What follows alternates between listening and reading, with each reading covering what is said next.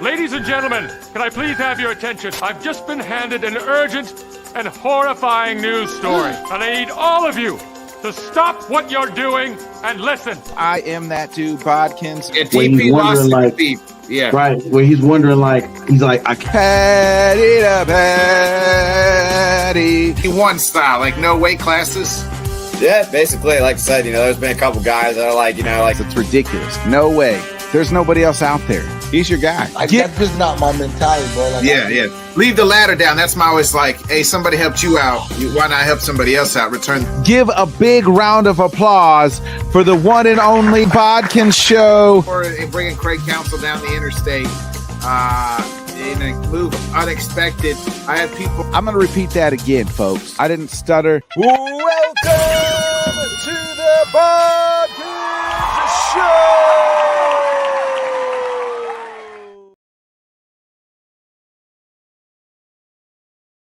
Good morning, everybody. Welcome to another episode of the Bodkins Show. It is our weekly dump show. Oh, my goodness. Happy New Year to everybody. Hopefully, everybody had a nice and safe Happy New Year's. I don't really have anything. I usually come on and have a good dialogue to kind of dump some shit out. I've been working, I have been off for 2 weeks, so I haven't really experienced the whole world. I've been just at home, gym. So I haven't really even nothing's been out in the world to piss me off. So to where I usually have something to complain about or grab to y'all, too much today. But man, did we get some college football game? One good college football game out of the whole damn bunch. The Texas, Arizona State Arizona State game was phenomenal the other day. Man, that was the best of the bunch, the whole first and second round, where now we are into the final four, I guess you could say. We'll talk about that today. We'll talk a little bit about, we'll run down through some things. No Johnny Cruz this morning. He's got some things going on. So sent out the old bird call luckily he answered. Man, welcome, making his first time appearance on the Weekly Dump. But if you're a friend of the program, he's been on the show multiple times. He just recently got married, been in Cancun, living the good life, living the vida loca, as you might say. Give it up. You can find him on the Just Fans podcast. He is also writing for Our Esquire as well. You'll see him sometimes on the Field Pass at the Texans games and some Texas A&M games. So we'll talk a little bit about the Texans. We'll talk about the college football playoff. Give it up for our guy, Mr. Carlos Leon. What's going on, Nick? What's up, my man? First of all, Happy New Year and congratulations, my man. Oh, appreciate you, brother. I know I texted you that before, but this is our first time face to face. Congratulations on finally getting married. I don't know how much drugs she had to use, or what I mean, or what the situation is there, but congratulations. You look like you had a good time in Cancun as well. Oh, that was great. It was a lot of fun. A lot of fun, Nick. I highly recommend going to Cancun, brother. It's good stuff. Yeah. Anyway, dude, this is as my one of my few first act of marriage. I'm gonna turn off the camera because I don't know if you know that door back there. That's actually a bathroom. So I'm gonna get my wife now to go over there real quick. You're good. Yeah, man. How's it going? So I'm gonna stop the camera real quick, but I'm gonna keep talking. Yeah. All right. Yeah, brother. Dude, I'm glad. Thanks for having me. I appreciate it. I always appreciate you coming on. First of all, I always like to ask you, do you got anything that you said you were in Cancun, anything to complain about or to dump out, or any just kind of the travel situation down there? All right, so this is kind of funny. This happened to both of us. So the traveling part, when we got there, I think we took a 6 o'clock Houston time flight, which is the same time that you're at right now, Central. And so honestly, the flight from here to Cancun is probably about 2 hours long. It's not even bad. We went on Southwest. We went through a Hobby Airport here in Houston. We got two of them. but the Hobby Airport one is it's a lot better than the Intercontinental one. Anyway, long story short, we get to Cancun to the airport, and you have to go through like customs down there. Yes, there's customs over there, and so you have to go through there, right? Dude, the line. When we got to the airport over there to cross over to get our bags, it was packed of all the flights coming in. So I'm over here thinking we're gonna be here for about 3 to 4 hours. That's what I was thinking because it was packed. However, I look at a sign that says Nationals this way, and I'm thinking to myself, wait, I was born here. Is that me? But the line's empty, and I'm like, okay. And so my wife now she's Venezuelan, so obviously it didn't apply to her. And so she had to get in line, and I'm like, okay, well, let me ask or whatever. And the least worst comes to worst, I have to like, join you in line or whatever. If it's exactly what I'm thinking that it is, right? So we go, and I go, and she lines up. I'm telling you, Nick, not even exaggerating, bro. It's like probably about a 3-hour wait. And so I'm like, so I asked the lady in Spanish. I'm like, just clarifying, is this for like people who are like it says the sign says national, so is that like people that were born here? Like, do I just wait in line here? He's like, yeah, you were born here. I was like, yes. So he's like, okay, just wait really quick. After I'm done with her, you can go. And I'm thinking to myself, there's a whole line of people. I feel kind of weird. She's like, just give me a few. Okay. So then this guy calls me over and then he's like, hey, he's like, are you from here? I was like, I'm from here. He's like, where do you live? I was like, oh, I live in Houston. So he's like, oh, what's your purpose of your visit? I'm like, oh, it's my honeymoon. My wife's over there in the line. And he says, he's like, why is she over there? I was like, well, she's from Venezuela. And he looks at me, he's like, all right, you can bring her over. I was like, oh. So I go and like in the sea of people, and I was like, so she goes over, and by the way, the whole time everybody's giving us a stink eye, like what's going on? Like everybody's like, what is happening here? And dude, even the Southwest crew was like, because they had to wait in line, like pilot customs, yeah. And so the guy's like, we just showed him my passport and her passport because we're now married, and the guy's like, okay, you guys can go through. That was it. No 3-hour wait. We're over here like looking at each other, all surprised, like what? But everybody has like hatred in their eyes in the back because they're kind of like, how did they get whatever? They just got here and now they can just go straight. And yeah, dude, it was. I feel like we got some hate, but I mean, I told her I was like, that you were born there though. Like, how does that like the passport? Oh, your passport says your passport, and it tells them straight up. And I was like, oh, when I go to Cancun, I'm gonna borrow your passport. So yeah, we look alike, bro. You and I look exactly alike. So be like, just keep saying the word "see" over and over again. See, see, okay, see, or whatever the whole time. Watch you end up like in Nicaragua or something like that. Like this, like what? So sorry, senor. You said C. You said C. Yeah, it was fun. Yeah, right. Like now you're screwed. No, it was good. It was fun, dude. It was a lot of fun. That's awesome. Time off that my wife and I needed. So I've thoroughly enjoyed it, and like I guess that can be my usually morning dump.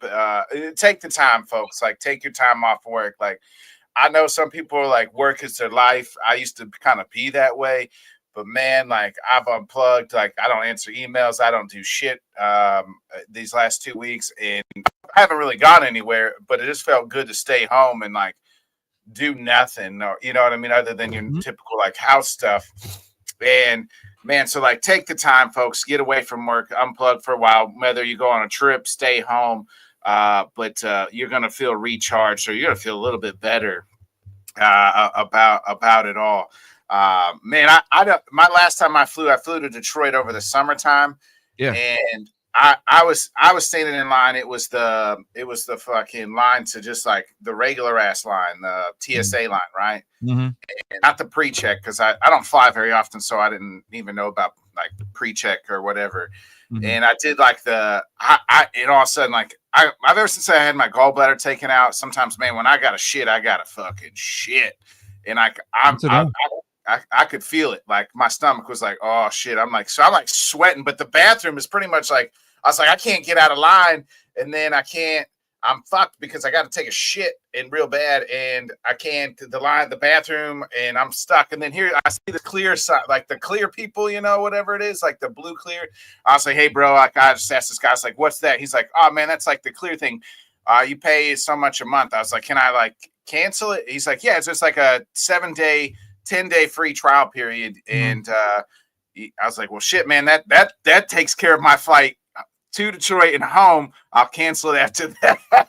So I signed up. Yeah, like a Netflix subscription.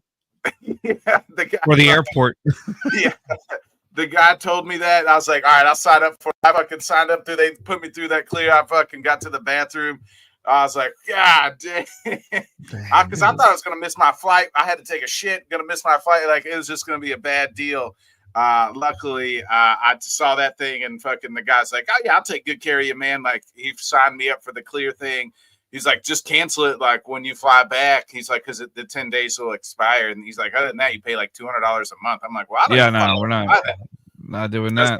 Yeah, I was like, I could see people paying that if you fly all the time. Yeah. But I don't fly, that was the first time I've flown in like years. So it'd been a while. Well, I guess I fly like once. I flew to Orlando a couple, me and my wife did not too long before that. But I was like, yo, I'm fucking doing that shit real quick. But yeah, so I mean, take advantage of the loopholes too as well. So 100%. That's just being smart right there. Just kind of taking advantage of that and making sure that it benefits you. And then, I mean, how are you gonna pay $200 a month, dude? Like, I get it. Like, if you're one of those people that frequently flies to for business trips and stuff, but I'm not. Neither are you. So I'm like, me neither.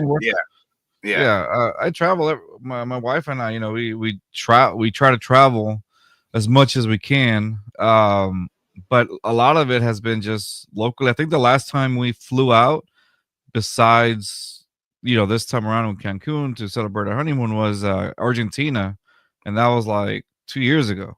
And that's about it. But it's every it's not every like three times in a month or whatever. That I can see why why that's very beneficial for people that travel it out. But not for me. I don't know. I took advantage of that time. As you should. Yeah. By the way, I got your mask. I'm looking at I was looking over there. I got my Rey Mysterio mask right there that I got from Cancun. I got your mask. I'm about to send it out. Oh, nice. Actually, so nice. So Alan says we've recently gotten direct flights in here to OKC. More times we got to go to Dallas, Denver, Kansas City to go anywhere else. Mostly Dallas. Yeah. Do you know why, Alan? Do you know why, Alan? Because you live in Oklahoma. The last time I remember anything about Oklahoma was the movie Twisters, and that's it. Yeah, because I was falling asleep. The first one or the second one. The second one's not as good. Yeah, I can't even remember the first one. I know I remember the breakfast scene from the first one. Remember that? Oh yeah, food. Yeah, food. Yeah. Then the second one. Now, and the reason I said Twisters is because like my wife and I just watched it like years ago, and that's why I didn't like it either. It was okay, but then like it was so how can I put it? It feels like it was too Hollywood made to the point where they don't know what like how local people actually live. You know what I mean? Like it was too cliche. There you go. That's what it was. It was too cliche. I was like, I hate this. But yeah, man. That's right. That's my weekly. That's my gripe right there. That grinds my gears. You dump it out. Hollywood Studios pretending that they know the place where they're at. Amen to that. And they ain't done shit. This isn't Oklahoma. Yeah, wait a sec. I didn't see one person high on meth. There was I think they did a movie somewhere along the line. I think it was a show. I can't remember what it was. I think it was like that fire.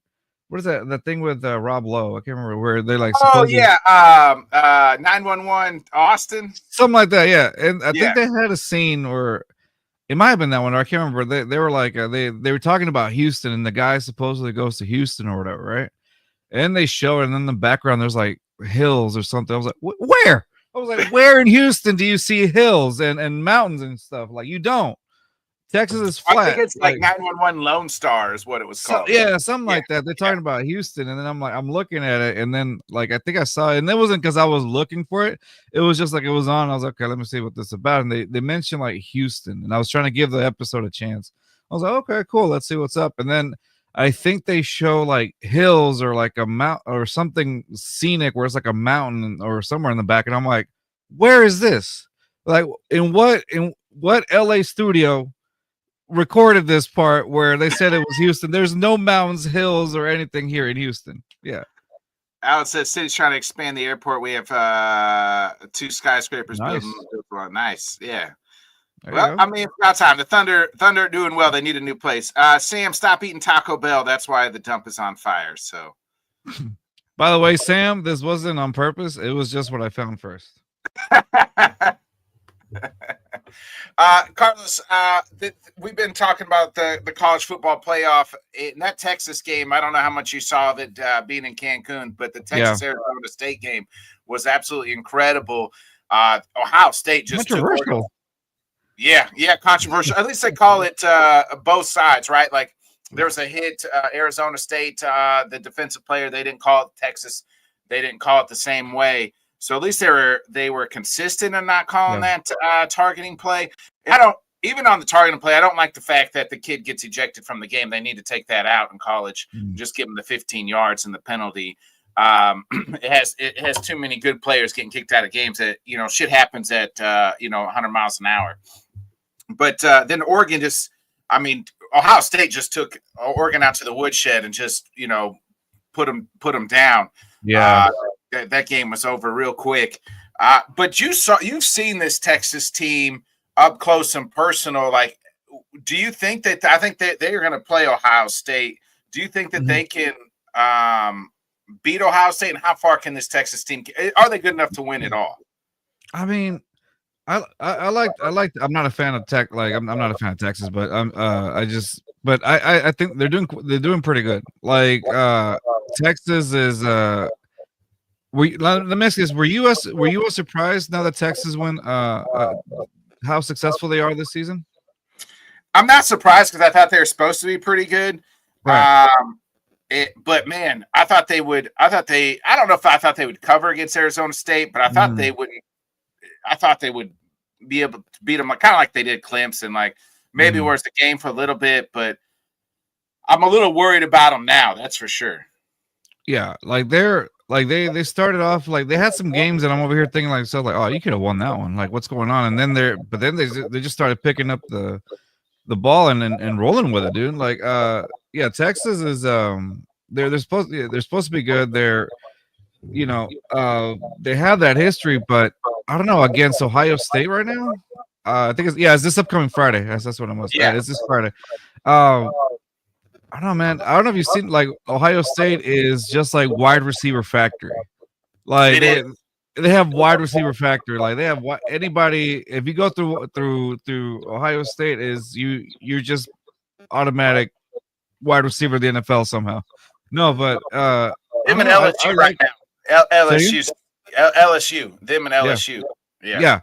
No, they're wide receiver factories, and honestly, dude, like I want to say I can see Texas, but I don't know. I'm not backing down on Ohio State.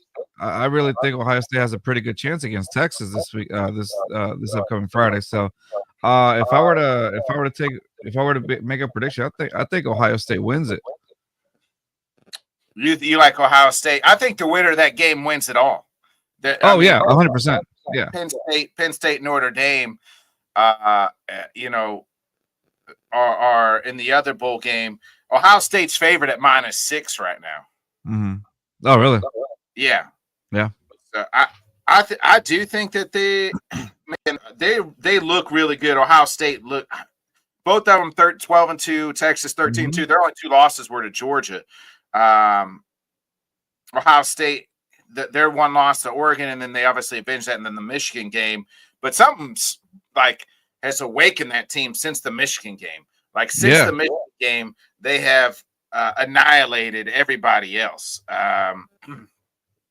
So it's interesting. In Penn State, like I thought they would kind of fizzle out, but man, they dominated, and they've kind of had an easy route. They beat up SMU, they beat up Boise State, and Notre Dame kind of handled Georgia. Without Carson Beck, I kind of felt like that's the way that game was going to go. Just didn't know. But man, now it's Texas and Ohio State, like you said on Friday, and I believe on Thursday it's Penn State, Notre Dame. Notre Dame's favored by -2, so that's pretty much a pick 'em. In the Cotton Bowl, in the Orange Bowl, again, I like to. I've been advocating for this, and Johnny has too. Like, I believe he should still continue to have home games all the way up until the national championship game, like the pros do. I think that would be. Oh, I see. Like not have like neutral fields or whatever. Yeah. I don't know. I mean, with Ohio, I think the reason why also like not just because it's wide receiver center, like Will Howard's been playing a heck of a game, dude. Like when I think with against Oregon, he was like 17 and 26 or something like that, and he had like 319 yards against Oregon, and it was just like so for me, I don't know, dude. That's why I'm picking Ohio State. Like Ohio State to me, I think they're gonna win over Texas because not only, like I said, not only wide receiver central, but just the fact that the guy is actually playing pretty well with 65.4% completion rating. Like that was Howard, the quarterback, and I don't know. I just feel like Texas' offense just goes through these lulls at times. They do. It's like you question it sometimes. Like, what was that? Like, and then that's why I think sometimes when they go through those type of like. It's almost like when your team is like when your team is has a decent offense and then suddenly goes 3 and out so often it's like what like what was that? What was that series? What was that? What was the whole point of that drive? Yeah, and so I get it, and I see that a lot with Texas too. Like sometimes failing to get the third down, failing to get the first down and stuff like that. I'm like, dude, what, that was a bonehead call. Yeah, and I feel like they've kind of managed this Ewers and Manning thing pretty well. I'll give Sarkisian some credit there, but I think like it's got to be Archie, and I agree with Alan here. Yeah.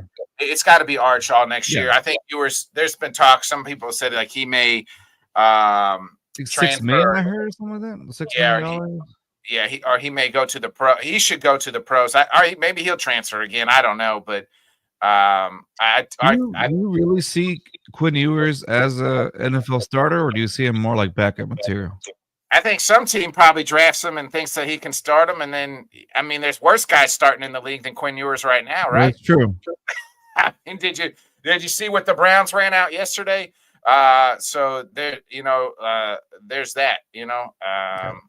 So there's the Giants would probably take Quinn Ewers over. You know what I mean? I know Drew Lock's played decent at times, but the Giants that might be Quinn Ewers is like Drew Lock-esque. You know what I mean? Yeah.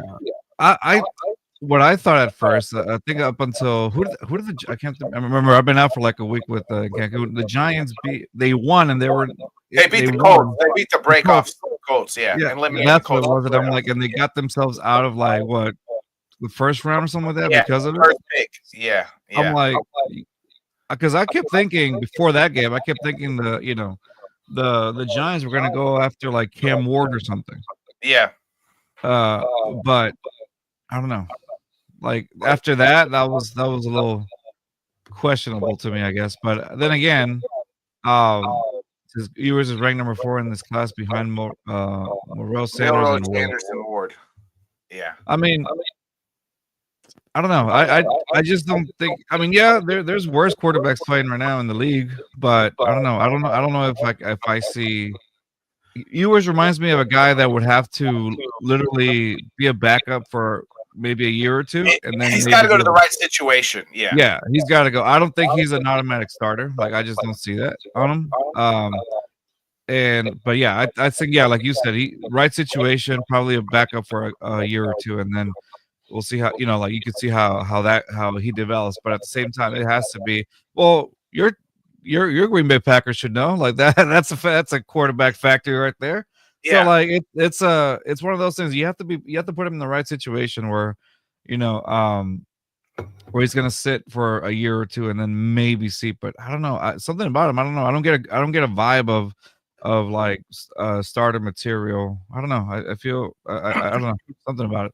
I'm the same way. I don't get like I'm not seeing it. It's not jumping off the page, but again, it just depends like on the situation where he goes. I think people thought about that about Bo Nix this time last year too, and he fell to the right situation, the right coach, right team, and he's played well. So it all depends, and it goes for really all these guys. Like some of them, you can have the elite talent, but if you go, you got to. We forget that these kids are going to absolutely the worst fucking teams in the league, and sometimes they can turn it around real quick and flip it, and then sometimes it takes a while, and then sometimes like that team. Look at Sam Darnold, right? Like just never. At the Jets never got it right because the organization never helped him. And then he goes, now he's in Minnesota where they believe in him. He's got the right coach or the right players around him, and he's performed at an all-pro level, and they got a chance tonight to go get the number 1 seed.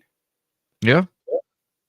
No, I 100%. It's I don't know, man. It has to be the right situation. That's all it is for Quinn. It has to be the right situation. If not, I mean, and you've seen that before. Like if you put a quarterback to start, like a lot of the time, very rarely do you see the quarterback thrive, and then suddenly, and very rarely, and then like I mean, even Patrick Mahomes had to sit out. Like what, the first year, right? Yeah, he sat out the first year. Yeah, and then he and look what he's become now. And I'm not trying to.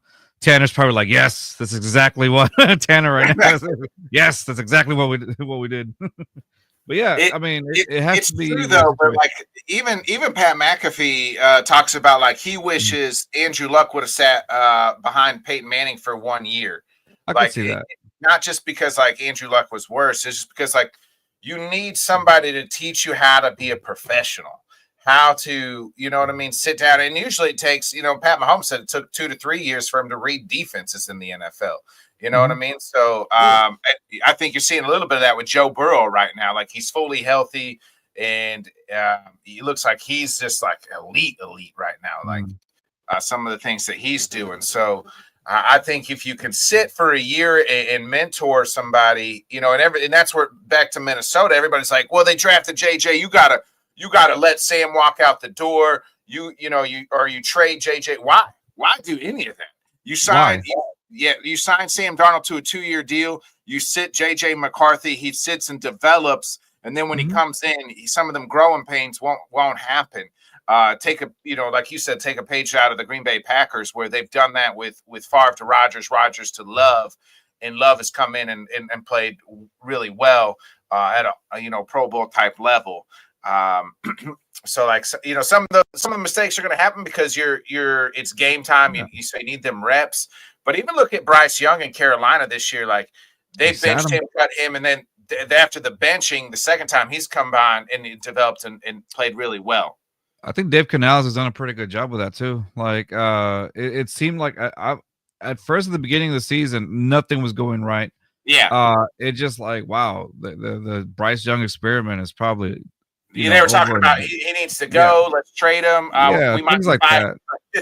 This guy might be a one and done. Hey, lame. Yeah, and then even Dave Canales, as much as like he took some heat for that because like, no, we're sticking with Bryce, even though he got benched, I think, for Andy Dalton, right? Yeah. Andy Dalton, and then for quite a while, and then suddenly, you get Bryce Young back, and then suddenly the only reason they went back to Bryce, Andy Dalton got in a car accident. Yeah, that's what it was. Yeah, and so they went with him, and then suddenly, like, I think something clicked inside Bryce Young. He said, "I'm not going back to the bench anymore," and so what happens? Bryce Young starts performing.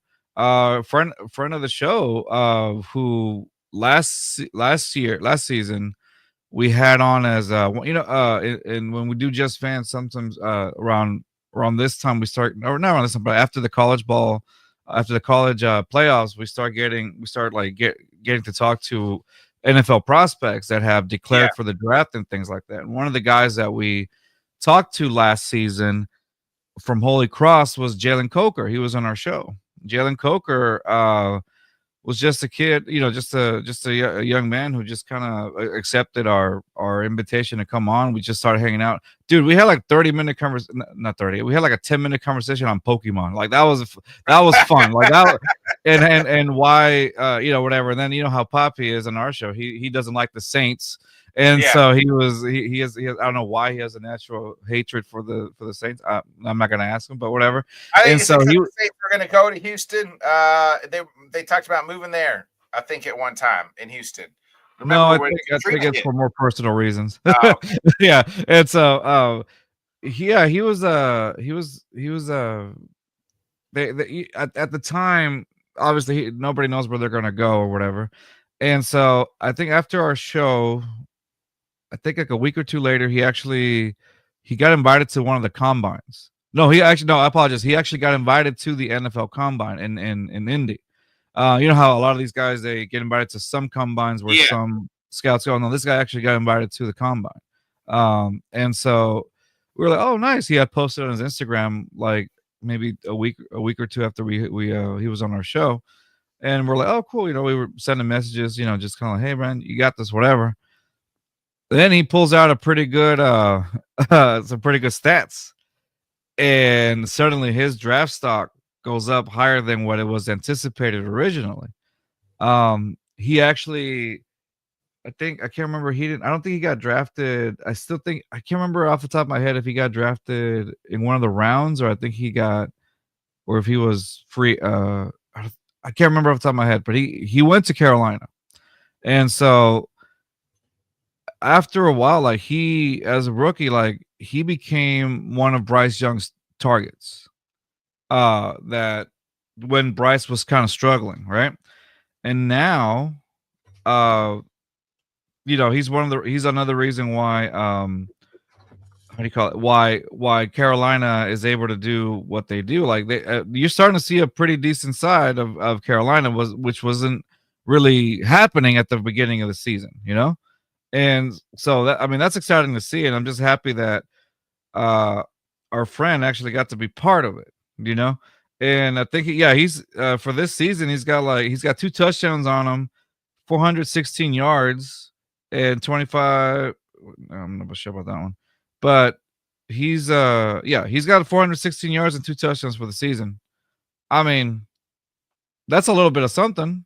Yeah. But considering how Carolina started, I mean, and so that, to be, first of all, to be in the league and get 416 yards and 2 touchdowns, that alone, that alone is crazy. But I don't know.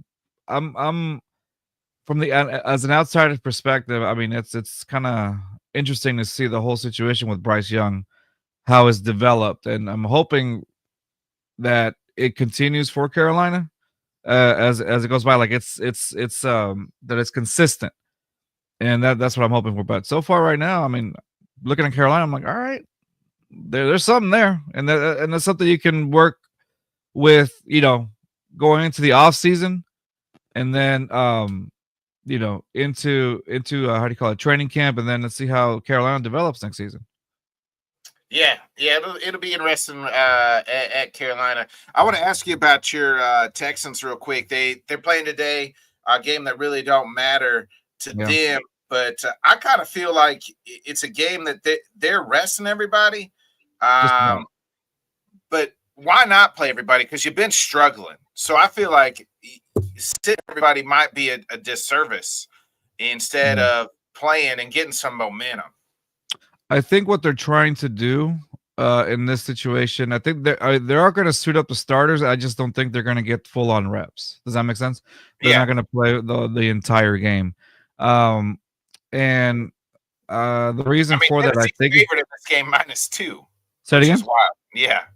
Yeah. And I think it's one of those games where they're just where it's almost like, all right, let's just finish off the season and move on to the postseason. But even then, I think what they're trying to do is they're trying to limit the risk of injury. I think everybody in the organization was shocked after how Tank Dell the injury when happened, which is scary, really, because done for next year too. Yeah, yeah. There's he's and that's the thing that's questionable, because it's you know that type of injury. Not a lot of people come back from it the same. Yeah. Luckily now it's almost borderline career injury. Knocking on wood here. Not Tank Dell is a heck of a guy. He's a young kid and like hoping that full on recovery, but it is a injury that you in 2 years. correct. Yeah, so he probably wouldn't be back until like 2026, 2027 season. And Yeah. and at that point it's like you really got to evaluate.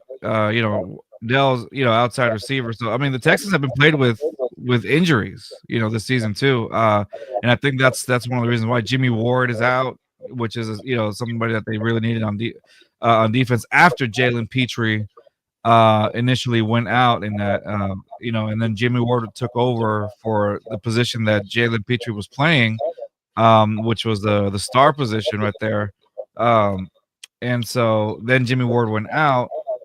And so they've just been played with a lot of injuries this season, and I think that's the reason why they're just trying not to risk that last game, with that. But I mean, that's just my personal perspective on that one. I think that's why they're trying to do it. I mean, they're still going to start.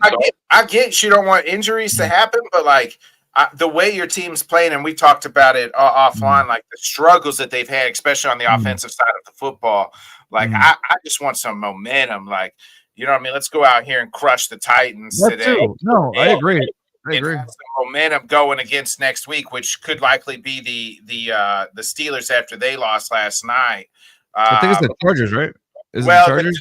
If the Chargers win, yeah, it would be the Chargers. You're right. Yeah. If the Chargers win, they would play the Texans. And to be honest with you, I'd probably favor the Chargers in that game right now. The Chargers are playing a much better football. Mm-hmm. No, I completely agree. I don't if there is some momentum going on, I think they can give the Chargers a fight. Yeah. However, and the reason I'm saying that is because of the Texans defense. The Texans defense I consider elite. The offense not so much. Which is weird because on paper at the beginning of the season that offense looked elite, stellar, but that's just I remember I kept saying on paper because it's on paper. You don't know until it's fully going on. The struggles that the Texans have had, it's a combination. It's like a domino effect. Rios and I have talked about this along with Poppy. It's a domino effect. It's almost reminiscent of like what David Carr was going through at the beginning of the tech, when the Texans started, and it's like it's the point where like when the offensive line isn't executing, it takes a toll on your quarterback. But at the same time, when certain calls aren't being executed or designed, also, it's like it's obviously going to take a toll on your quarterback. There's for the entire season that interior line has been struggling for the Texans. I think they kept the same. Like this is one of those seasons where last season compared to this season, that offensive line last season was almost like a rotating door. This season they've kept just about the same guys. I think Kenyon Green, which was coming off an injury last season. Yeah, he was the Texans drafted him out of Texas A&M, and he was in Texas A&M he was phenomenal. He was a beast. But then he got to the Texans, and then suddenly like something happened where it didn't transfer over, and you started seeing like people, like I think in the first season people started calling him a bust already. Like, okay, and then he got injured last season. I think during training camp, he got injured, and then it like sidelined him for the entire season. And then this season was supposed to be a lot of people here in Houston call it the Kenyon Green Revenge Tour, because and it was everything but that. Like but the thing is, and I understand the whole perspective of you gotta stick with your guys, and D'Amico Ryans is known for that. Like he'll stick with his guys as much as he can. I just think that sometimes it's like, okay, there's got to be other options behind it too, you know. And so Kenyon Green, I apologize. He got injured again this season, and I think it was, if I'm not mistaken, I can't remember if it was with I believe it was with the Jets. Yeah, it was with the Jets at the Jets game when the Texans lost to the Jets. I think he got injured on that one, and they put in Patterson right behind him, and he did well. CJ was actually having some time to throw, and CJ started having a little bit of a decent game, and then Patterson goes out with the concussion that same game. I'm telling you, MetLife Stadium, something about MetLife Stadium. Yeah. And so the players will tell you that.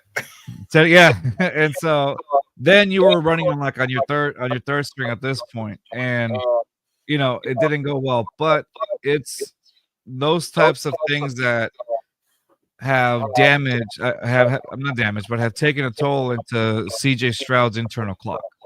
The timings are off. The how do you call it? It's just that's where you could see the regression this season. I will agree that there's a regression this season. At the same time, because now year 2, as a quarterback, I still think there's a level of accountability you have to have. But at the same time, it's like I understand because your offensive line isn't doing you any favors.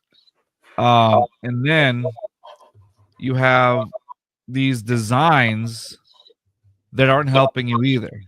You know, you have there. I'll give it. I can't remember. They had at one point they had Cade Stover, which is a rookie tight end cover. I'm trying to think of who it was. I'm trying to blank on. He's one of the pass rushers for the Jets. Was pretty good, but they were having the people they had covering against elite pass rushers were like rookies. And it's like, well, no wonder he's getting hit because you're having a tight end cover, you know, who's by the way, who came out of the draft known as a guy whose weakness was covering. But you know, it's just like somehow some of these design plays are just completely, I don't know. I can't even begin to explain it. They're not. It's kind of like we're just drawing whatever. It's become very predictable, like, and the teams have picked up to it. And I remember in press conferences they said, well, there's not really much adjustment going on. If you remember, there was a point where the Texans in the first half were scoring 20 points against just about anybody. Point blank against when they played the Green Bay Packers, they had about 20. If not maybe around that in the first half. And then what happened in the second half? Green Bay adjusts, Texans don't. And then you start seeing the trickle-in effect because at the beginning the Texans were putting up a fight against Green Bay. And then they started pressuring Jordan Love. And that's the thing, that's the key. When you start pressuring Jordan Love a little bit, he starts making a few questionable decisions.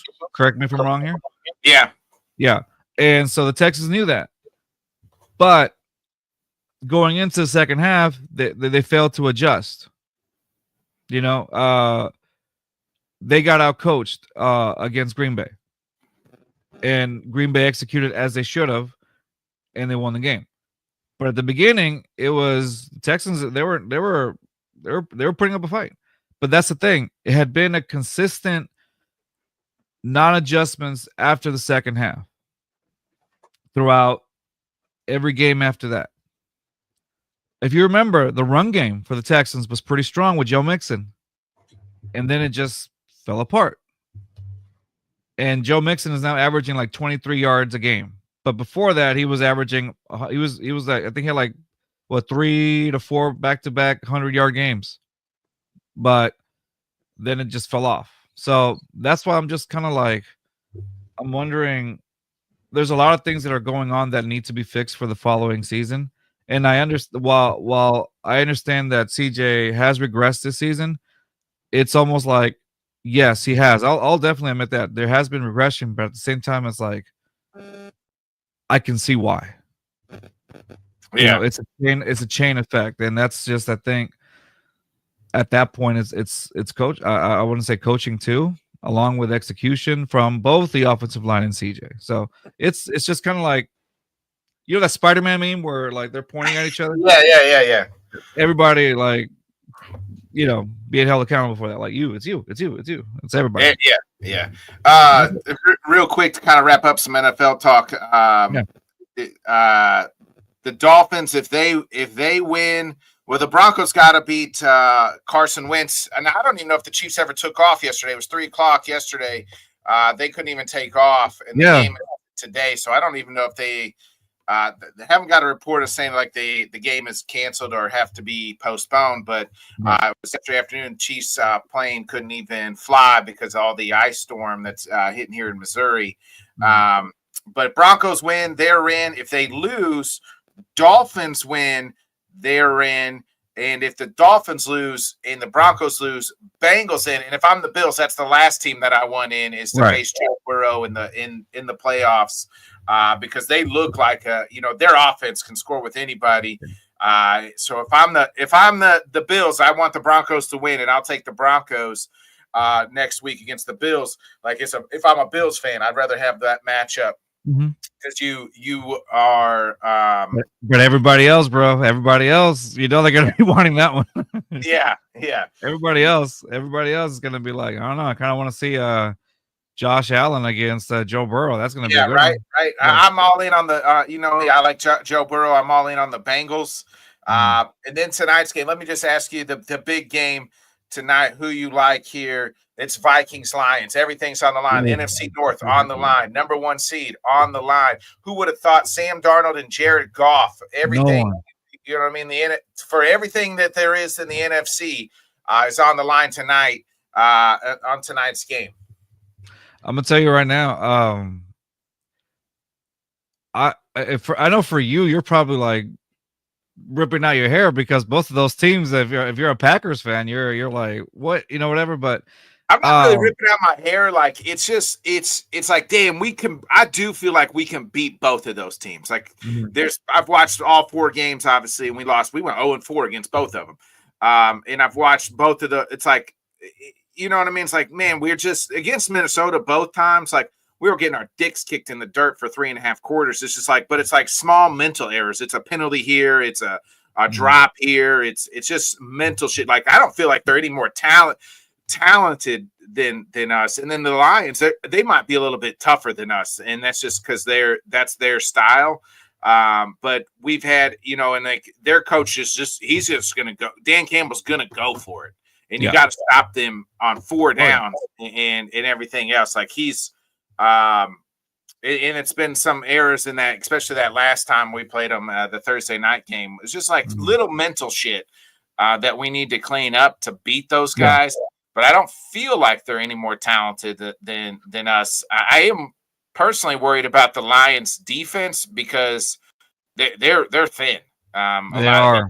So, and that's the thing. So I'll tell you this. Basing it off of so to go back just a little bit with the Texans game. Remember, the Texans played the Lions this past season. They played both actually. I think we played y'all. We played the you guys played the whole NFC North. Yeah. This season. We got absolutely we lost to all of them, by the way. Texans lost to all of them. They got absolutely the Bears too. You guys. I apologize. The Bears. I forgot. I think the only team the Texans beat were the Bears, and that's on.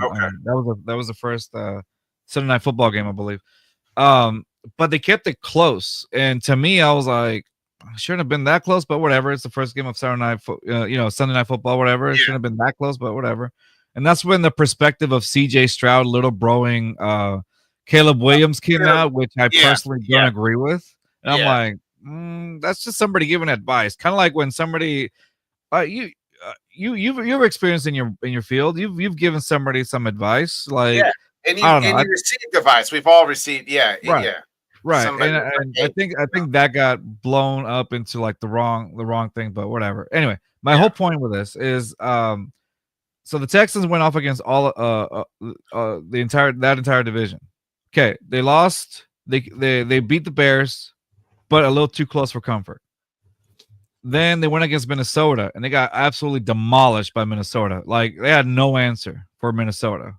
And it was confusing because it's like, what? You had Stephon Diggs, you had I think Nico Collins. Yeah, you still had Nico Collins before he got injured.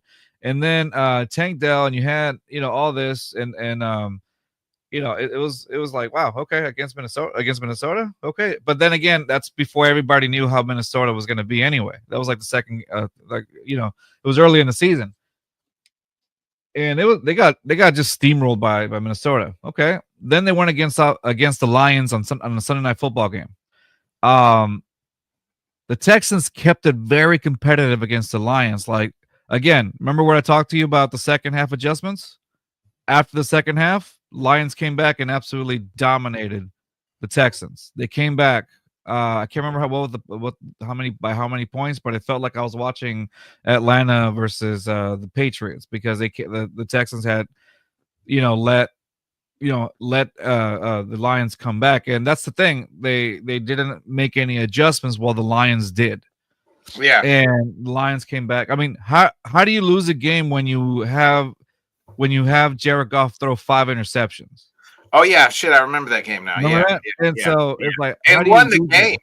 Exactly.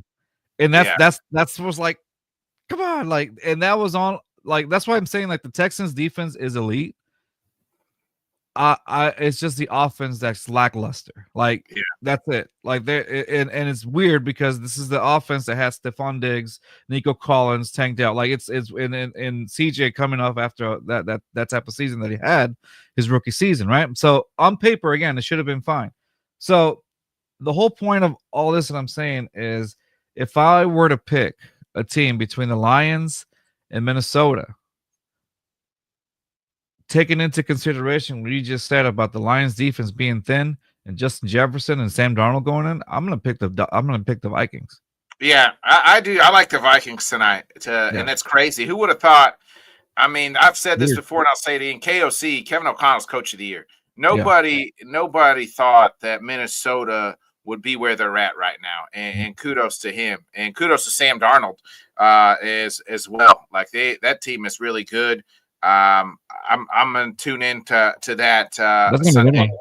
Yeah, to tonight's game. That's the last game of the regular season. So do you think it'll be a how do you call it, a close game, or do you think it's one team is just gonna completely ball out? It'll be close. I think Detroit offensively is just as good as Minnesota is. Mm-hmm. I mean, the total, I'm looking at the over-under on the total is 56.5, and that's probably I expect it to be high scoring. I expect both teams 30 some odd points. What was it? Was it Chiefs Rams?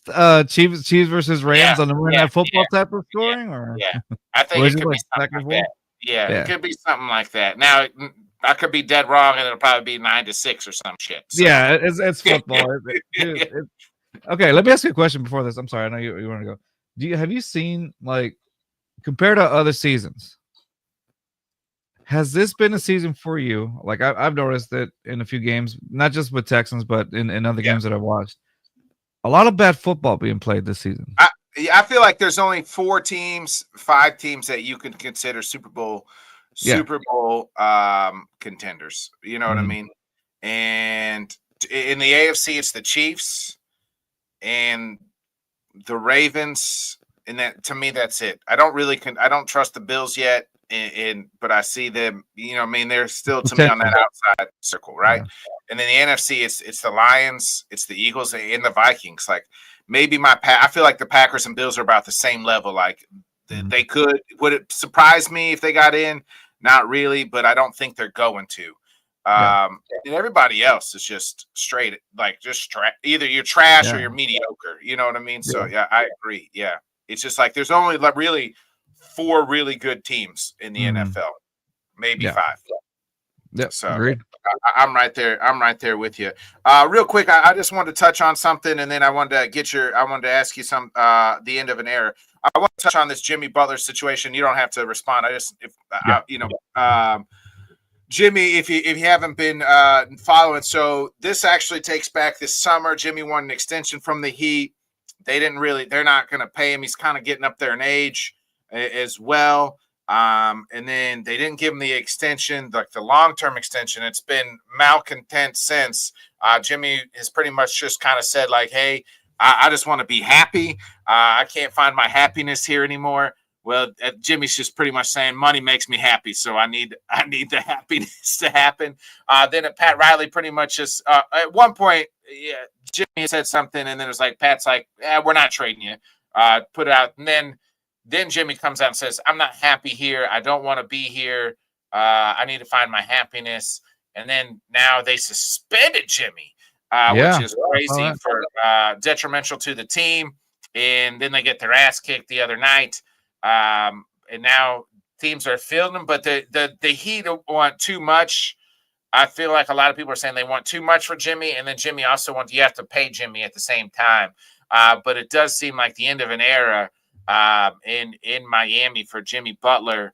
And Pat Riley, Shaq said it best. He's like, if Pat Riley says he's going to trade you, he's going to trade you. You can't go back and forth with the dawn of the NBA and Pat Riley, a guy who's seen it all, done it all, and been in the NBA for 40 plus years. So I'm thinking to myself when, I've heard that he's been saying all these things. Like when they asked him if he can find that joy in the court again in Miami, he responded with probably not. Yes. So those are words now that you're like, those are the type of words that any athlete uses when they're about to just leave. See you like later. Where there's no coming back from. Does that make sense? There's no fixing it. Yeah. There's no fixing it. At that point, when you're publicly saying that, like there's no fixing that. So, and then obviously conduct detrimental to the team, like suspended. How long was he suspended for? Just indefinitely. Indefinitely. Okay, yeah. So, all the signs are there. It's definitely, like I said, basketball isn't much of my thing. It just hasn't been. But from an outsider's perspective, with all of that, and plus saying that you're not, you won't find that joy in the court. Because didn't he come in with like a no shenanigans type of like that's mentality? Jimmy Butler. Yeah, Jimmy Butler is that way. He is that way. And so, then now it's like, well, I probably won't find the joy here. So I'm thinking to myself, okay, he's not coming back. Like there's no way. There's no way. So if you're a team, like, are you willing to pay him? Is he worth what the pricing is? I don't think so. Not at this point in his career. You know what I mean? Yeah. Like he's. I love Jimmy Butler. He's actually probably one of my top like 5-6 favorite players ever. Like just, and I'm not saying he's like the best player. What I'm saying is my favorite, right? Like just a guy I love to watch play, gets after it, grinder. He's not the most athletic person. He just outworks you on both sides of the floor, and that's what you know what I mean. Like it's the guy you love. He is a little bit of like, because it holds people to a standard and things like that, and he wants to get paid. Which everybody wants to get paid. Everybody wants to get paid. Right. So I don't know. I don't know. It seems like the Heat want, the Suns offered, I think, Bradley Beal, and they nobody wants that contract. So it'll be interesting. Pat Riley will do the move that makes sense for his organization. Of course, yeah. That's a guy that's, like I said, he's been in the NBA for 40 plus years. So as a player, coach, general manager, so he's done it all. So it'll be interesting where he goes to. There's a lot of team Brooklyn, but they seem to be, why would you want to go to that shit show? The Warriors are interested if they, the Nuggets possibly. The Rockets, that's where he's from, but the Rockets don't want to break up the young core. Dallas, but I don't know if he fits in Dallas with Luka and Kyrie, two already ball dominant players. So, and Jimmy kind of needs the ball at the same time, but we'll see where he goes. But it's the end of an era. He was like that Heat culture, part of that Heat culture and things like that, and fit right in. I just wanted to get that out there. My thoughts on it is just wherever Jimmy goes, they're getting a hell of a player, still a leader. He's going to rub some people the wrong way. He always has and always will. So, that's great. Was it 6 seasons with the Heat? Yeah. two NBA finals. I mean, one was in the Yeah. bubble, one, Carlos, Monday marked the end of an absolute era, in our lifetime, really. I mean, there was a little brief stint where Monday Night Raw wasn't on USA Network, was like on TNN or some shit like that, some channel that doesn't no longer exist. Spike, Spike, maybe TNN / Spike. Just a heads up, I might lose battery on this thing, and I'll log in through my phone a little bit. But right. Sets up, yeah. So it marked since '93, and then for a brief stint through the Ruthless Aggression era, they went to Spike, and then they went back to USA. Yeah, I remember that. So the end of an era, and then this Monday it is live on Netflix. You are a wrestling fan like myself. I don't get to talk a lot of wrestling on the show because Johnny's not a wrestling fan, but I just wanted to get your thoughts on the end of the era on the USA Network, and then just obviously the move to Netflix. I think it's a bold move. I think eventually you're going to start seeing a lot of things go. I mean, the NFL tried it this season against the, on Netflix against the, was it the Texans against the Ravens? Then it was the Steelers. Yeah. Was the Steelers versus the Chiefs, right? Chiefs, yeah. Like I got to watch it in Cancun. Like, that's I got to watch it in Cancun. So I think this is like a trial. If they see wrestling successful, NFL's trying in the season, you're going to start seeing that with the years to come. And I think honestly, it's gonna make network, like not network TV, but cable TV gonna get a run for their money because they're gonna start losing things. You might see the NBA come up on there too, and along with MLB, because all the blackouts that happen. I think that's the biggest problem. So that could be a thing that later on, if their money is here, it's all about money. So if the money is right. Yeah, like there could be a chance where you might see the NBA on HBO Max. You might see the MLB on not Netflix, but I'm thinking of another like streaming service, Prime or something, and then you could see, it could happen. I mean, and that's what they're doing, because it's becoming an issue with blackouts. But at the same time, NFL. The NFL charges upwards to $400 for the Sunday ticket or whatever it is. I can't remember it. So I mean, something's gonna have to happen. And then the MLB, like if you're here in Houston, I can't watch the Astros play unless I have this thing called Fubo TV, which people pay like $100 a month for, just about. So and it's gonna be one of those things because not every team is gonna be constantly good. What if the Astros have a down season? Do you really think a lot of people are gonna start paying $100 a month for it? Yes, you'll get the Rockets here and there, which are doing pretty decent. You get those two, the Rockets and the Astros, in that package deal for like $100. But at the end of the day, I mean, everything's expensive nowadays. Like, so you might see something starting to shift. But back to your original point, I think it's crazy because I remember watching Raw for the first time when I was a kid in the mid '90s. Right, that was the first show, and then once we got, I was a kid that grew up without cable. Like you had to go to your best friend next door who had cable, and we would watch Raw. Yeah. And that's how we would do it. And then SmackDown came into UPN at that time, and it was local, so I'd watch like SmackDown every Friday. Yeah. And for years and years to years, like for me, from as a child all the way up until when it's to my teens, up until a little here and there in my 20s, and then now I've watched it more constantly. So I've been watching wrestling since I was in 4th grade, to be honest with you, 4th or 3rd grade. But all of it, like Raw, it was always on the USA. It was always on the USA network. And so it was crazy to see like all those changes, like from Raw to now, how much has changed, and what you can get away with back then in network TV, and what you might get away with in Netflix. The Attitude Era today probably wouldn't fit. No, you know what I mean? In today's television. Yeah. Network television. It's crazy. It's crazy. I'm excited to see. I think the Triple H era is taking off after everything that happened with with Vince or whatever, and so I'm excited to see what goes on. I like the fact that they're experimenting more things in Raw, things that you wouldn't see before, like deals that they had with TNA. You wouldn't see that before. I mean, not TNA, but TNA. Like what's his name? Joe Hendry. he has the deals with TNA and is able to work in WWE. Like you Yeah. wouldn't see that before, No. you know. And I would say this too, like with Triple H, one thing they don't play is like they stop pretending like we're dumb.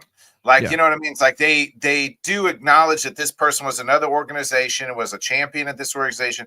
Also, it's like, oh yeah, hey, these guys do hate each other from fucking, a while back. Like they bring back, like, you know what I mean? It's like, oh, well, the storyline's over. Now they can be friends again or some shit. Like we understand kayfabe is dead for the most part, but let's keep the storyline going at least. You know what I mean? Or so at least we're getting that. They have stacked the deck on this opening night of Netflix. I mean, you're talking CM Punk versus Seth Rollins. You're talking Solo versus Roman. There's obviously always The Rock. You got to figure is going to make an appearance. I would be shocked. I'd be more shocked if The Rock did not make an appearance than if he did make an appearance. If like, 100%. So you got a bunch of storylines. It seems like they're going to go back to the 3-hour. SmackDown and Raw are going to be 3 hours long now. So that's 6 hours of television, is a lot, I feel like, but they got the roster to do it now. So like, that's at least somewhat, you know what I mean? Like we're not getting the same, hopefully they keep the brands kind of separate. I know like it seems like we're mixing a little bit together right now. But I'm all in. I mean, what they're cooking with Cody Rhodes and KO and what they're going with Roman and Solo and Punk and Rollins, I'm all in it. But it was the end of an era on Monday night. I wish they would have acknowledged that a little bit more. They did a little bit of a package. Tribute on Monday night about USA Network, but I'm with you. I grew up in the mid 90s, early 2000s, like the Attitude Era, the switching. I was actually more of a WCW guy because like I didn't have cable at first. And then like WCW they did something on Saturdays or Sundays where I could get up early in the morning. Like they kind of did like a recap show or some shit. Oh, so, WWE had that too. It was called WWF Jacked. And then, which was the late night one, which had like a little bit of like TV 14, and then WWF Metal, the exact same thing, but it was for PG. So they had the same thing, but all I did was they just took off the bleeps. Yeah, so I would kind of catch that, and then like once we got satellite, Dish Network or whatever it was, DirecTV, I could flip between Raw and Nitro. You know what I mean? We always did that, and then you always trying to flip back between both to catch what happened, but it was the official end of Monday Night Raw on USA Network, which is it is sad to see because like you always did associate, USA Network, with Raw. So now that they have SmackDown, remember at one time Sci-Fi had ECW, like the WWE version of ECW. It's not the real razor blade on the thing. I was like, okay. Yeah, I remember that. I mean, there's talks about bringing ECW back, but in a more, I think I might have read this.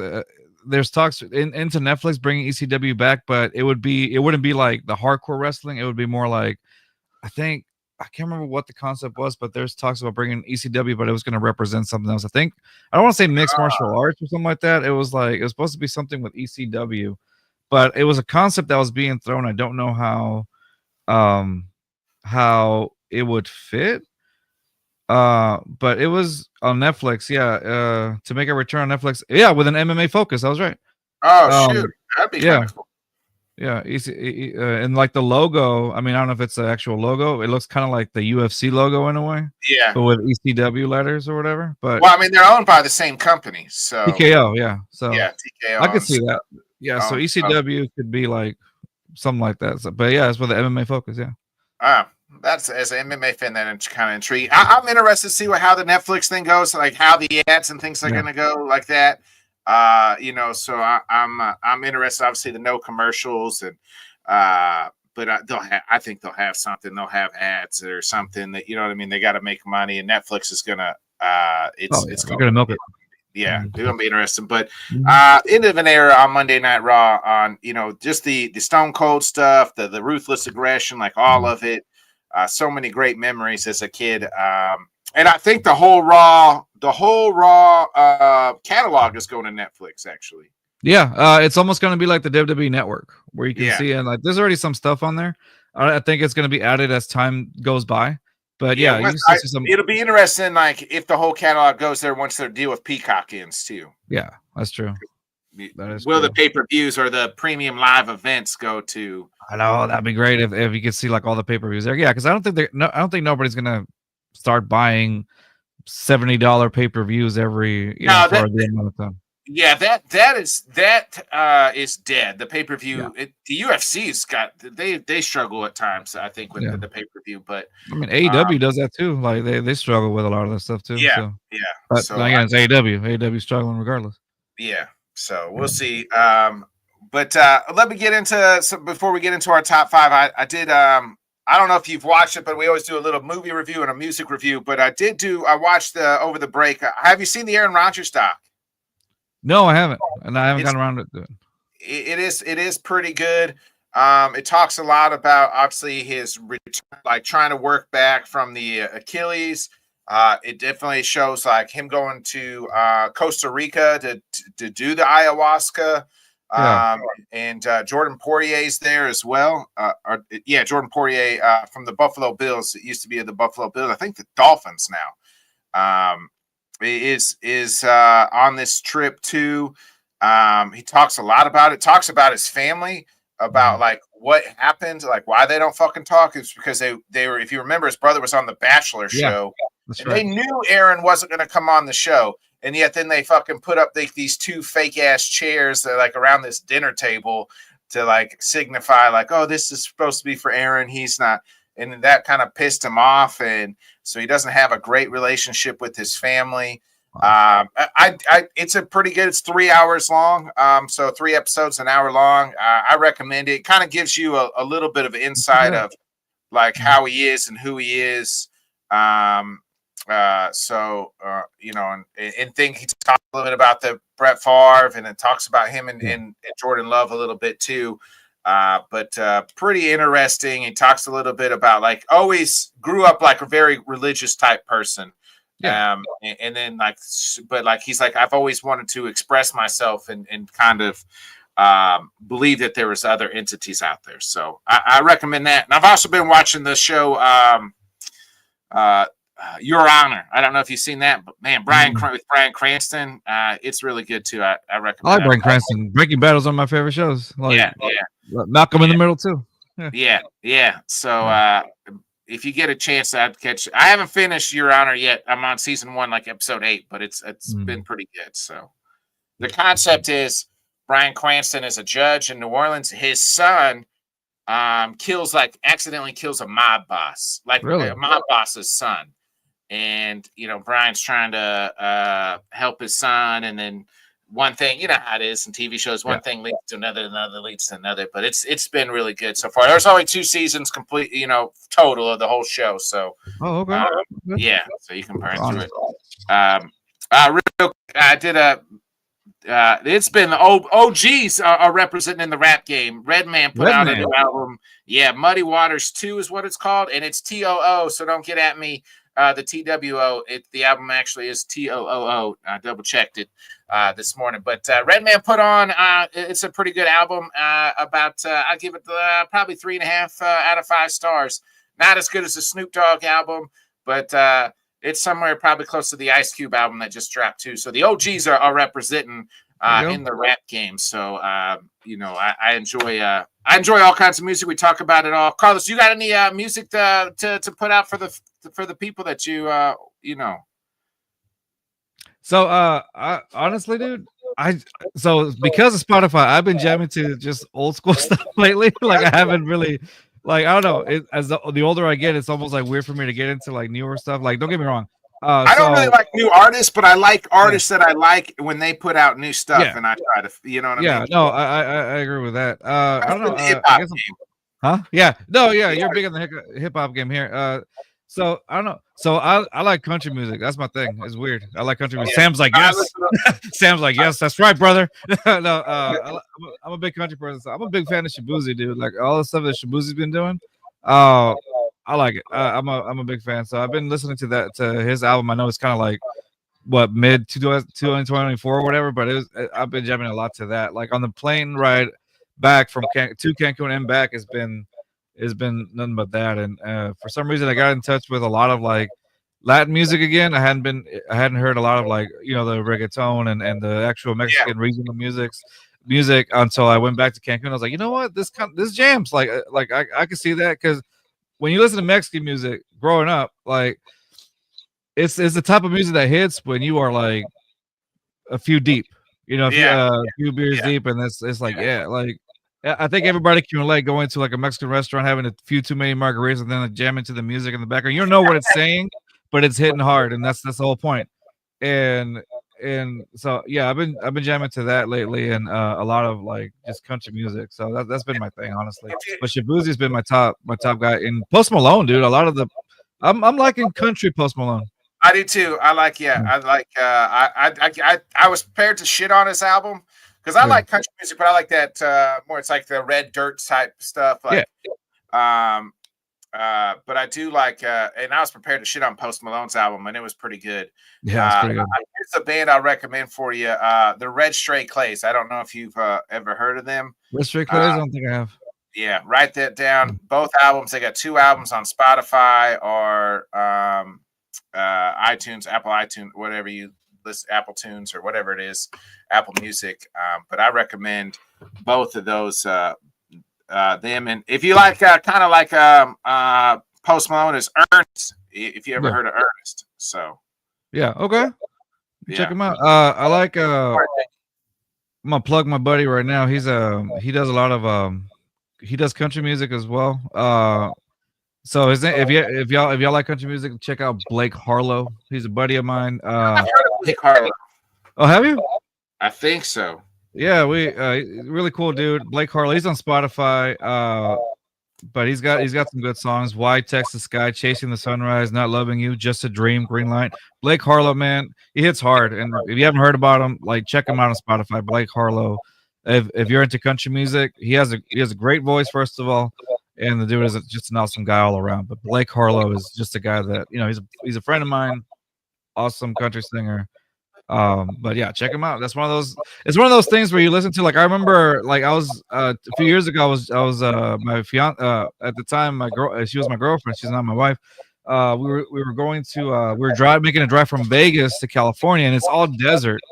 And I was just like, okay. So I just put it on like on Spotify or whatever, because the signal sucks sometimes. So I just put it on, and I was like, oh, you know what? Let me listen to my buddy Blake Harlow.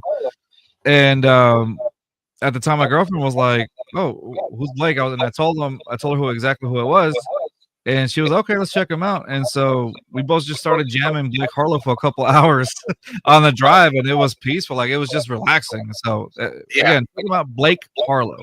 And it's like I said, if you the Red Stray Clays are a lot like that. Like, just somebody, the dude's voice, an angel. Yeah, that's amazing. So was it in that movie? Was it like the Step Brothers? Like a combination of Fergie and Jesus? Yeah. yeah, exactly.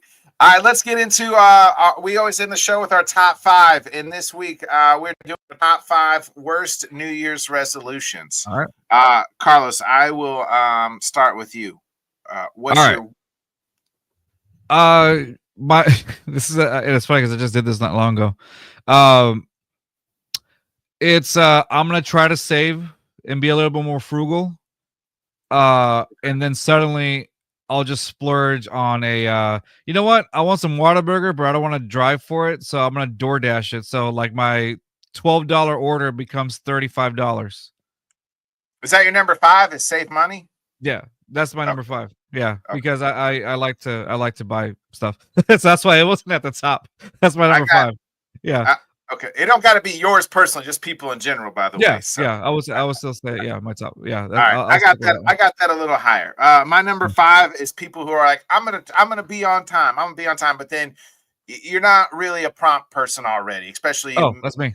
You middle 30 to 40-year-olds, like the people our age, like you're probably already not a prompt person, and then your bougie ass is probably gonna stop at fucking Starbucks and get your fucking iced coffee and blah blah blah blah. Like, you're not. You gotta. You got to, first of all, New Year's resolutions, like if you do these planned fucking things, like these broad fucking things, like this big stroke, it's probably not going to fucking work. Like, limit yourself to like, hey, I'm gonna be on time at least twice this, 2 times a week this year. Is gonna be my New Year's resolution. But people are like, I'm just gonna be on time. You're probably fucking not. You're probably going to be lazy and sleep in your bed. You probably didn't make your bed, and you're gonna run around.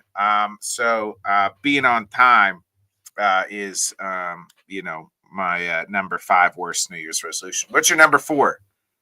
Number 4, organization. Ooh. I'm gonna say, I'm gonna start organizing myself. I'm gonna start doing this and that, planning stuff better. That's mine, which I probably won't do. I am not an organized person. Well, when you said about the time and thing like that, that hurt. I felt personally attacked. I'm never on time, dude. Like, I'm never on time. I hate it. You saw it right now with your show. I showed up 5 minutes late. Yeah. I'm usually a prompt person. I try to be. My number 4 is people who are like, oh, I'm gonna get a better job this year. Get a better job. But how are you gonna get a better job if you're already fucking working at McDonald's and you're not going to college and you're not fucking trying to better your life, or you're not going to a trade school? You're really probably not gonna find a better fucking job. Yeah. So like, those steps have got to start first. So step 1 should be, how am I going to find a better job? Well, most people want you to have some sort of education or training or trade. Mm-hmm. So you need to get to step A first to get to step fucking on home plate. So you got to hit a single before you hit the home run. So all you people out there, like, just wake up. That shit don't fucking happen. Just wake up and get in a better job. You actually already got to put time and effort into it previously. Before that. Yeah. I think for me this year, and it's my personal one on number 3. We talked about this earlier, spending more time with people you care about. Oh man, yeah. Spending more time. Like, that one that's is the worst. I feel like that's a good one. How you gonna? Oh, you know what? You know what I'm thinking? I might have been confusing it. Like, I thought 5 was like your top 1 or whatever, like the one that is it. So are you putting in a list of like, it's top 5, yes, but like, is it going down? 5, yes. I'm not going up. 5 is the 5 is the worst. So 1 is the worst. Oh, okay. Well, yeah. I'll stay with that one. Spending more time. Yeah, that's my 3. Yeah. My number 3 is people who are like, I'm gonna go traveling more. But yet, like, so like, if you're, and usually those people are the people who are plugged into work and just workaholics, and they're never unplugging themselves. Like, first you got to be like, hey, I got to unplug. I got to want to like, and then like, how are you going to travel? Make your fucking plans, people. Make your fucking plans. Like, hey, you know what I mean? Like, you could just travel locally. You don't have to be like, well, I'm gonna go to fucking Europe this year. Like, well, let's slow down. Like, you know what I mean? Like, again, like, let's step up a break. Like, one time a month, this, and this, and this. So that should be my number. That's my number 3 worst. Number 2, your number 2 worst New Year's resolution. Number 2 worst New Year's resolution. Dang, that's a good one. I don't want to say exercise because that's the first one for me. The exercise, the going to gym. That's spoiler alert. Number 2, man, going to do more personal care, as far as like going to the doctor more or doing more things. I think that's the one. Like, more personal care, going to the doctor more, being able to schedule appointments that I need to schedule and things like that. Just further on planning. I think that's my second one. Okay. My number 2 is the one you said earlier, save. People who are like, oh, I'm going to save money. But like, are you willing to do the things that you need to do to save money? You know what I mean? Like you said, like, first of all, you probably don't need to eat out, even though sometimes eating out these days is fucking cheaper than fucking buying groceries at the fucking store, the way the economy is. But still, and then they are like, they're splurging on coffee, or they're splurging on this. Like, oh, I got to have this. I thought you said you wanted to fucking save money. So it doesn't seem like that. Are you willing to cut out the Hulus or the Netflixes and all the extra shit and just sacrifices? Yeah. Are you willing to do that stuff? If the answer to that is 9 out of 10 times, it's probably no.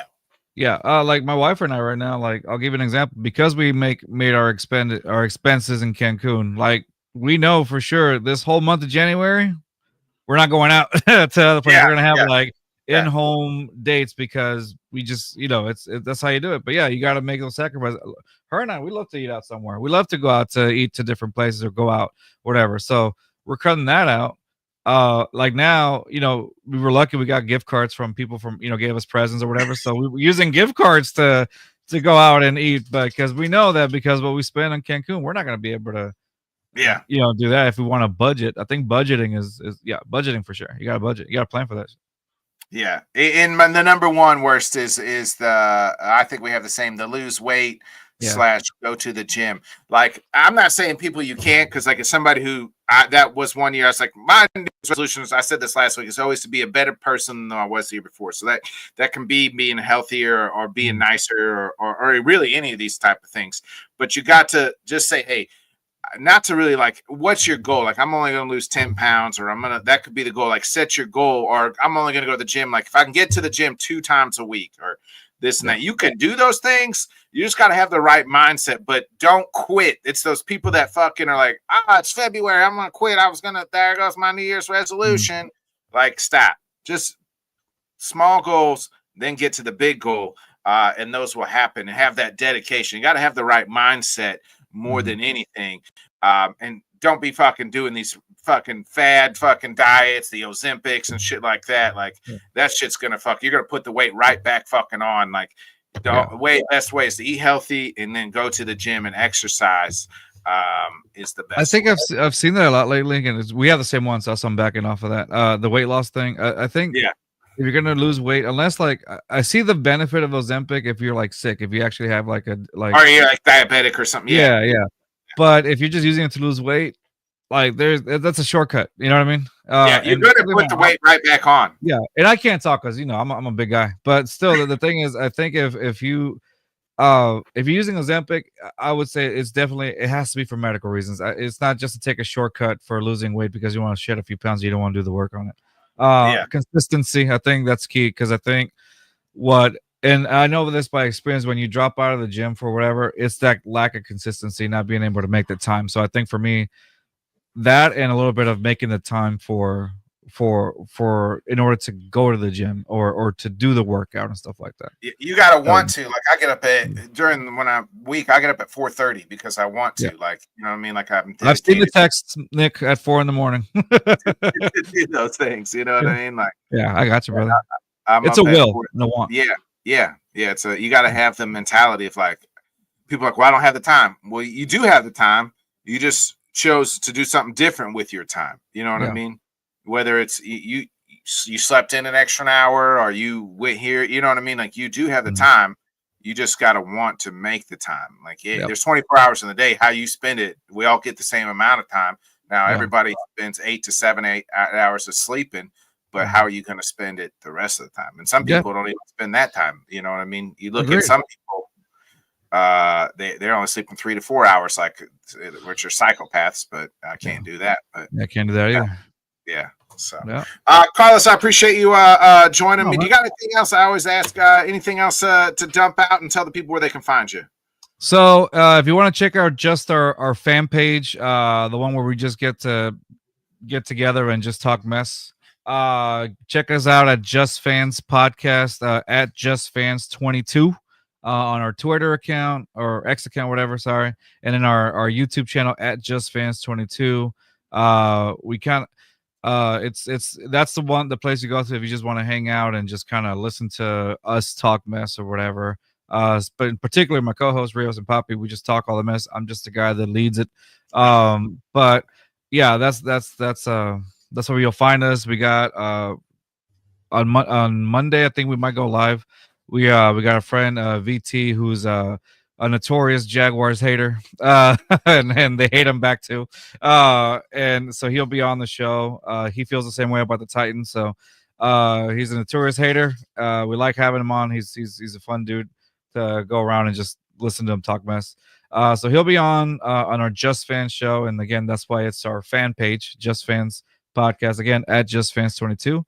Follow us up, subscribe to our channel. That'll be fun. And then if you want to hear the more professional side of us, you can hit us up at B Blitz Pod, just how it sounds, B Blitz Pod, which is Bring on the Blitz podcast. And that one we kind of break down games and whatever happens, but in a more professional manner. And of course, you can follow me up at Carlos Talks NFL. And that's where I post articles that I've written about college ball, certain players, and I got some more articles coming up through our Esquina. So that'll be fun. I appreciate you again joining me, Carlos. Again, congratulations on the wedding. Thank you, brother. And welcome to the married life. Yeah, appreciate it. I'm looking forward to it. Sad face. I'm kidding. Yeah, I love you, hon. Wait till any future plans of little Carlos are running around? Probably not. We got 4 dogs, so probably not. not for a while. Okay, yeah. 4 dogs and a cat. That's enough. Yeah. And I apologize. I never heard of Blake Harlow. I was thinking of Jack Harlow. I was like, oh, you're good. You're good. Yeah. No, check him out, dude. Blake Harlow hits hard. It sounds familiar, and then my brain was like, "Hey, idiot, that's Jack Harlow you're thinking of, not Blake Harlow." It's like, you're good, brother. No, Blake Harlow. Check him out, man. I will. Good stuff. I will, most definitely. This has been another great episode of the Bodkins Show. Appreciate everybody. We'll be back next Sunday, 8 o'clock Central, 9 Eastern. So be a friend, tell a friend, like, subscribe, share. For my guy Carlos, I'm Bodkins. We'll see y'all next week. Peace. Thanks so much for joining us, and until next time, let's talk sport, friends. Thanks for watching. I